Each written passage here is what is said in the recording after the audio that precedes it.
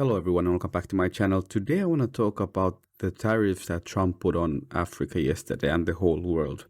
It was a US Liberation Day, whatever that meant. I want to talk about the effects those tariffs has on Africa, how EU is dealing with it, and why that is an important lesson to Africa, and it's something that Africans have been saying for decades now. But if we get started, yesterday Trump put a universal tariff of 10% on all countries. That means all the African countries. But South Africa was hit with a 30% tariff. Lesotho was hit with a 50% tariff. Madagascar was subject to a 47% tariff. Also, Uganda, Gabon, Nigeria, Central Republic of Africa, and all the other countries received minimum 10%, many of them higher. Now, some of the African countries, they were part of the free trade agreement called AGOA. Some of the countries included Kenya, Ghana, Ethiopia. I think Ethiopia was kicked out during the war, but Nigeria, South Africa, Lesotho, Senegal, Tanzania, Uganda. That agreement, by definition, is over now. There will be no more free tariff products that African countries that are developing can trade with US.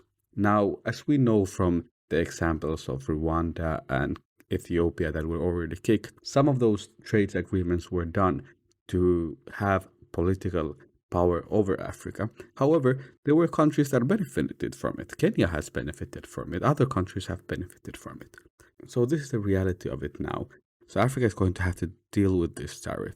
Now, the unfortunate reality is that all of these countries that I mentioned and all the African countries will have to go at it alone. Why I think the European response really shocked me. And it wasn't even shocked. It was just like, I wish Africa had that.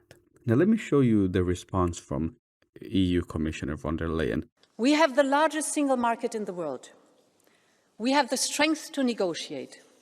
We have the power to push back.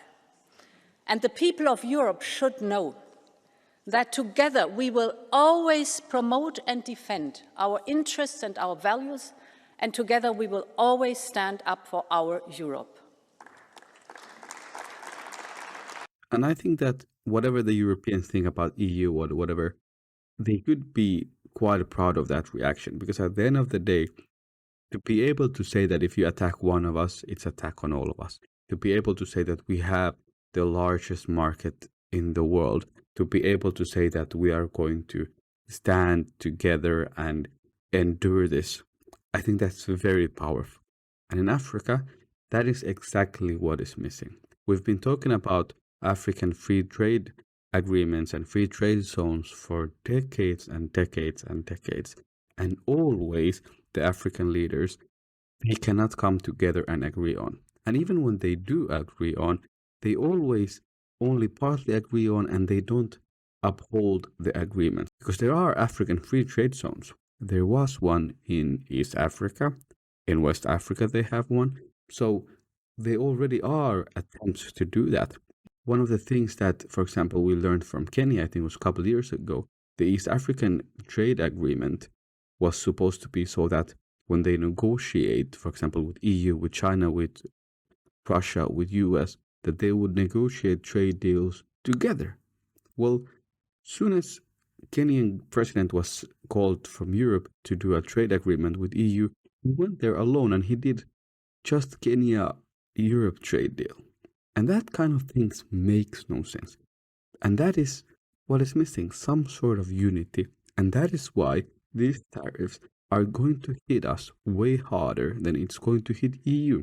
And also, Trump wants to negotiate. What kind of negotiating power does Lesotho have? And even South Africa. What kind of negotiating power does South Africa have alone? Wouldn't it be better to be able to say with one voice, hey, we were attacked economically and we are going to respond. We are going to stand together. And on top of that, we have the largest trading zone in the world. Even if you take the Northern African countries out of it, because those countries will not be part of the free trade zone, at least in the beginning, just because their economy is so tied up with the European market. So they're not going to risk those markets.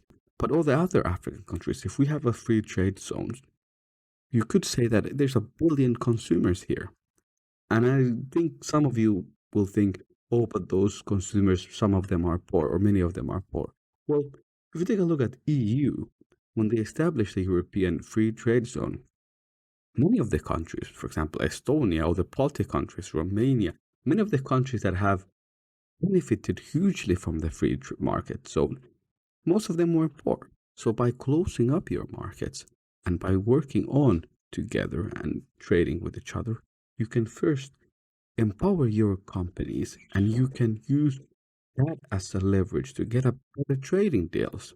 The middle class is growing, the economy is growing, but it's just so.